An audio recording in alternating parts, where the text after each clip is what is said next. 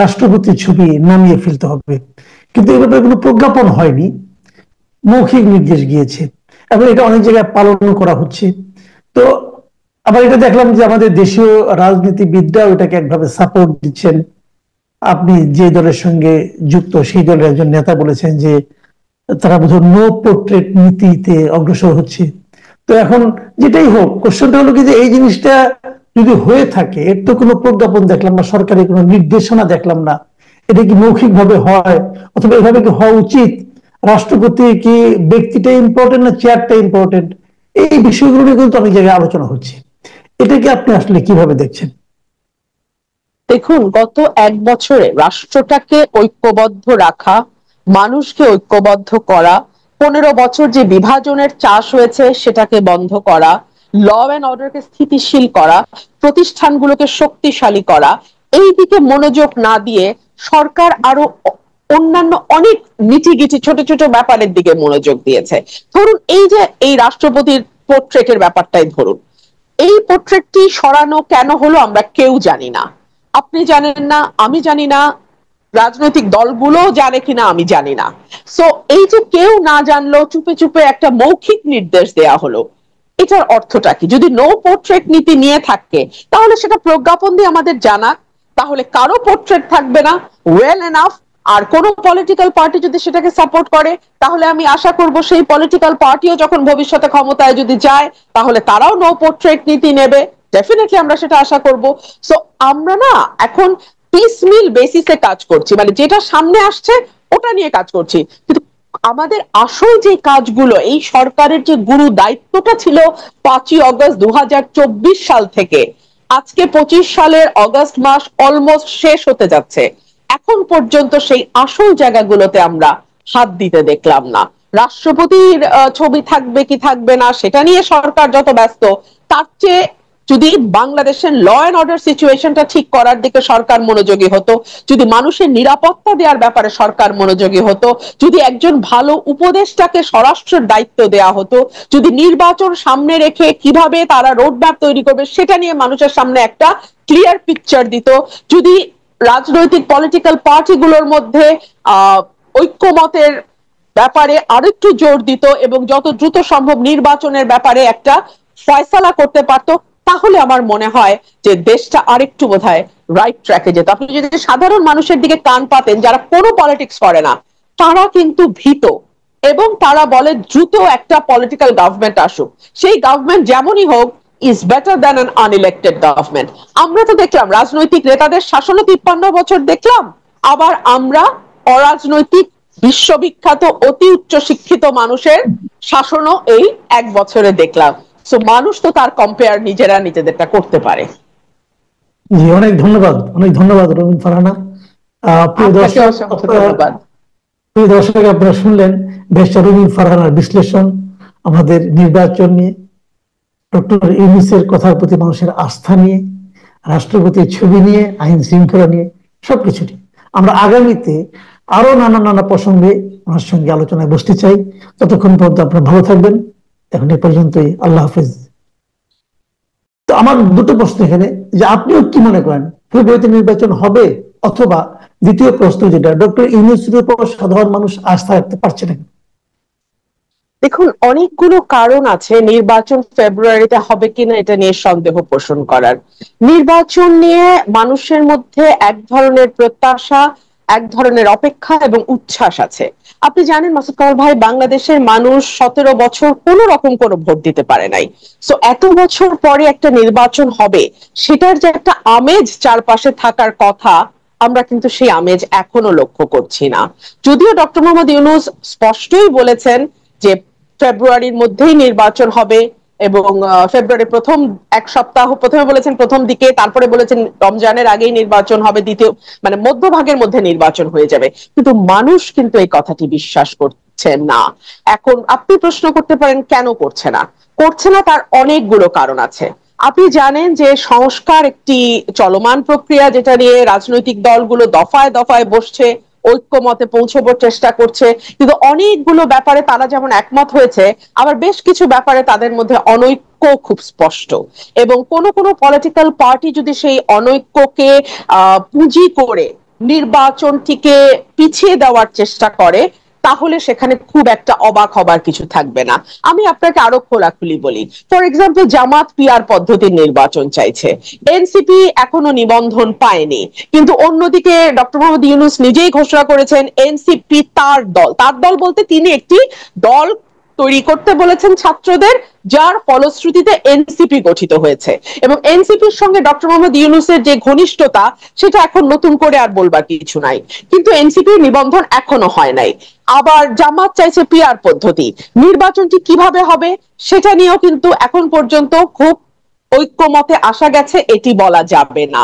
আপনি যদি গ্রাউন্ড রিয়ালিটির কথা চিন্তা করেন, মাঠের পরিস্থিতির দিকে তাকান, আপনি দেখবেন এমন একটা দিন যায় না যেদিন কোথাও না কোথাও কেউ না কেউ মবের মাধ্যমে কিংবা কোনো না কোনো ভাবে, মানে পলিটিক্যাল হত্যাকাণ্ড কিংবা আইন শৃঙ্খলা পরিস্থিতি, ব্যবসায়ীরা টাকা পয়সার জন্য হত্যাকাণ্ড কোথাও না কোথাও হচ্ছে। অর্থাৎ আইন শৃঙ্খলা পরিস্থিতি যতটুকু স্মুথ হলে একটা নির্বাচন বাংলাদেশে হতে পারে। আমি কখনোই আশা করব না বাংলাদেশের আইন শৃঙ্খলা ইংল্যান্ডের মতো বা ফিনল্যান্ডের মতো বা পশ্চিমের দেশগুলোর মতো হবে, তবে বাংলাদেশের মানে মানদণ্ড অনুযায়ী একটা নির্বাচনের আগে আইন শৃঙ্খলা পরিস্থিতি যেমন হওয়া উচিত তেমন না। আজকে স্বরাষ্ট্র উপদেষ্টা বলেছে যে ঢাকায় মব কিছুটা কমলেও, যদি উনি মব জাস্টিস শব্দটা বলেছেন, এই জাস্টিস শব্দটা নিয়ে আমার ভীষণ আপত্তি আছে, আমি জাস্টিস বলবো না।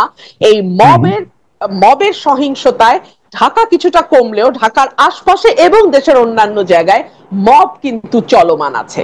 সো মানুষের মধ্যে যে একটা ভীতি, একটা আশঙ্কা, এগুলো দূর হচ্ছে এবং নির্বাচন যত এগিয়ে আসতে থাকবে তত কিন্তু আইন শৃঙ্খলা পরিস্থিতি নিয়ন্ত্রণ করা কঠিন হয়ে যাবে। আমি আপনাকে আরেকটা বাস্তবতা বলি। ধরুন জামাত আর এনসিপিকে যদি আমরা একপাশে সরিয়েও রাখি, মোটামুটি ৩০০টা আসনে প্রতিটি আসনে বিএনপির ৫ থেকে ১০ জন নেতা আছে যারা নমিনেশন প্রত্যাশী। যেই মুহূর্তে একজনকে নমিনেশন দেয়া হবে, সেই মুহূর্তে ২ জন ৩ জন স্বতন্ত্র দাঁড়িয়ে যাবে, বাকিরা এক ধরনের আইন শৃঙ্খলা পরিস্থিতির অবনতি হবার আশঙ্কা সেই জায়গা থেকেও আমরা করছি, সেই জায়গা থেকেও তৈরি হতে পারে। তারপরে আওয়ামী লীগ নির্বাচনে আসবে কি আসবে না, এটা নিয়ে কিন্তু ২ রকমের মত আপনি দেখবেন দেশে প্রচলিত আছে। মানে একটা গ্রুপ অফ পিপল বলছে যে আওয়ামী লীগ কোনো পলিটিক্যাল পার্টি না, আওয়ামী লীগ হচ্ছে মানে এমন একটা দল যেটাকে আমরা মাফিয়া বা গ্যাংস্টারের মতন একটা মানে গ্রুপ অফ পিপল, যাদের নির্বাচনে আসা না আসায় আসলে কিছু যায় আসে না। কিন্তু আরেকটা মত হচ্ছে যে না, আওয়ামী লীগ পুরাতন রাজনৈতিক দল, আওয়ামী লীগকে ছাড়া যদি আপনি নির্বাচনে যান, that will be the reputation of 14, 18 or 2024। 18টা যদি বাদও রাখি, 14 এবং 24-এর ইলেকশনের রিপিটেশন হবে। সো এতগুলো ভিন্ন ভিন্ন অ্যাসপেক্ট যখন মাঠে ক্রিয়াশীল থাকে, তখন আপনি কিভাবে একটা স্মুথ ইলেকশন আশা করেন? তাহলে প্রধান উপদেষ্টা যেটা বলেছিলেন আর কি, যে উনি ইতিহাসের সর্বশ্রেষ্ঠ নির্বাচন উপহার দিবেন, তো এটা কি তাহলে আসলে কথাই থেকে যাবে? আপনি দেখুন, আমি আজকে লক্ষ্য করছিলাম যে অন্তত পক্ষে সরকারের তরফে ৪ জন, আমি যদি ভুল না করি ২ জন উপদেষ্টা এবং ২ জন সরকারের নীতি নির্ধারণী মহলের, তারা বারবার কিরা কসম কেটে বলতেছে ফেব্রুয়ারিতেই নির্বাচন হবে। কোন দল কি বলল, কোন দল নির্বাচনে আসলো বা না আসলো, তাতে কিচ্ছু যায় আসে না। সরকার ফেব্রুয়ারি ঘোষণা করেছে, তো ফেব্রুয়ারিতে নির্বাচন হবে। অর্থাৎ তারা নিজেরাও জানে যে কতটা ভোলেটাইল একটা সিচুয়েশন এখন বাংলাদেশে প্রিভেইল করছে। তারা নিজেরাও কিন্তু খুব একটা কনফিডেন্ট না যে কেমন ইলেকশন, বাট তারা রিপিটেডলি কথাটা বলছে। আপনি মাসুদ ভাই যখন একটা কথা বারংবার বলবেন, তখন ওটা আপনার নিজের প্রতি আস্থাহীনতারই একটা বহিঃপ্রকাশ। না হলে একই কথা আসলে বারবার বলার দরকার নাই। এবং বাংলাদেশ বিশ্বের সম্ভবত অল্প কয়েকটা দেশের একটা, যেখানে নির্বাচন আসলেই অবাধ, সুষ্ঠু, নিরপেক্ষ, স্মরণকালের সবচেয়ে ভালো, জীবনে এত ভালো ইলেকশন কোনোদিন হয় নাই, আমরা পৃথিবীর শ্রেষ্ঠ ইলেকশন দেব, এই সব উদ্ভট এবং বাজে কথা নির্বাচনের আগে যুক্ত করা হয়। আরে ভাই, নির্বাচন মানেই তো free, fair, inclusive and neutral হওয়ার কথা। তো এটাকে আবার এতগুলো বিশেষণ দিতে হয় কেন, আমি তো এটাও বুঝি না। আচ্ছা, আপনি আরেকটা কথা বললেন যে এই এনসিপি কে আপনি বললেন যে এটা ডক্টর ইউনূসের দল। আচ্ছা ঠিক আছে, হতে পারে ইউনূসের দল, কিন্তু ইদানিং কি আপনি খেয়াল করছেন যে এনসিপি কিন্তু ডক্টর ইউনূসের ব্যাপারেও বেশ মানে শুনতে ভালো শোনায় না এই ধরনের শব্দ উচ্চারণ করে কিন্তু ইউনূসের সমালোচনা করছেন, যে ডক্টর ইউনূস ভুল জায়গায় সেজদা দিয়েছেন না কি করেছেন এগুলো বলছেন। তাহলে নিজের দল তার সৃষ্টিকর্তার বিরুদ্ধে এই ধরনের কথা বলছে, এটাকেই বা আপনি কিভাবে জাস্টিফাই করবেন? এখানে দুটো বিষয় হতে পারে। যেহেতু শুরু থেকেই এনসিপি কে কিংস পার্টি বলা হচ্ছে, শুরু থেকেই আমি এনসিপি কে রাজার দল বলি, কিংস পার্টির চেয়ে আমার কাছে রাজার দল কথাটা বেশি পছন্দ, তো আমি তাকে রাজার দল বলি।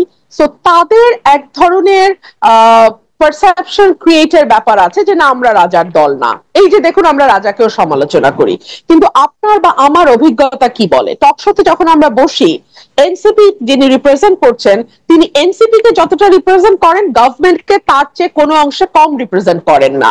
সো এই যে একটা পারসেপশন তৈরি হয়েছে যেটা রাজার দল, সেটা ডক্টর ইউনূসের কথা থেকে এবং এনসিপির আচরণ থেকে, সেটা ভাঙবার একটা চেষ্টা হয়তো নির্বাচনের আগে তারা করতে চাইছে। এক, অথবা যেটা হতে পারে সেটা হচ্ছে রাজার সঙ্গে তাদের এতদিন যে সুখের সংসার ছিল, সেই সংসার সম্ভবত ততটা সুখের এখন আর নাই।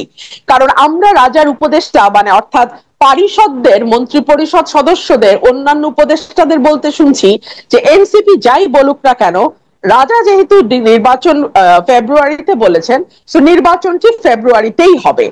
এখনো কিন্তু এনসিপি নিবন্ধন হয় নাই। সুতরাং এনসিপির জন্য অত্যন্ত চ্যালেঞ্জিং হয়ে যাবে ফেব্রুয়ারির আগে, নির্বাচনের আগে তাদের সমস্ত শর্ত পূরণ করে একটা মানে রেজিস্ট্রেশন পাওয়া। সো এই সকল কিছুর বিবেচনায় রাজার সঙ্গে বনিবনা না হওয়া, তারা প্রথম দিকে যেরকম দাপট এনজয় করেছে, যেরকম যাচ্ছে তাই কথা বলা, যাচ্ছে তাই আচরণ করার এক ধরনের প্রচ্ছন্ন সমর্থন তারা সরকার থেকে পেয়েছে, না হলে তো উপদেষ্টাদের পিএসরা কোটি কোটি টাকা বানাতে পারতো না, না হলে তো উপদেষ্টাদের পিতারা এলাকায় এলাকায় মব রাজত্ব কায়েম করতে পারতো না। এবং দেখেন আপনি, এই মব রাজত্ব কায়েমের কথা গণমাধ্যমে আসার পরেও এখন পর্যন্ত আমি দোষী নির্দোষ সরিয়ে রাখি, একটা ন্যূনতম ইনভেস্টিগেশনও হয় নাই।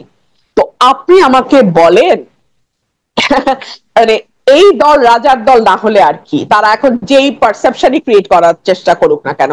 সো এই দলটি হয়তো এখন প্রথম দিকে যেরকম প্যাম্পারিং পেয়েছে, বাংলাদেশের সেনাবাহিনী যেটা আমাদের স্বাধীনতার সার্বভৌমত্বের প্রতীক, সেই সেনাবাহিনীকে তারা কোন ভাষায় অ্যাটাক করেছে আপনার নিশ্চয়ই মনে আছে। সেনাবাহিনীর একজন মেজরের ফ্যামিলি সম্পর্কে যে ধরনের বাজে কথাবার্তা তারা ফেসবুকে দিয়েছে, এটা কোথাও হয় না মাসুদ কামাল ভাই, পৃথিবীর কোথাও হয় না। সেনাবাহিনী প্রতিটি দেশের স্বাধীনতা সার্বভৌমত্বের প্রতীক। এটাকে যখন আপনি কটাক্ষ করবেন, এটাকে যখন আপনি হেয় করবেন, তখন আপনি কিন্তু বাংলাদেশের স্বাধীনতা সার্বভৌমত্বকে প্রশ্নের মুখে ফেলে দেবেন।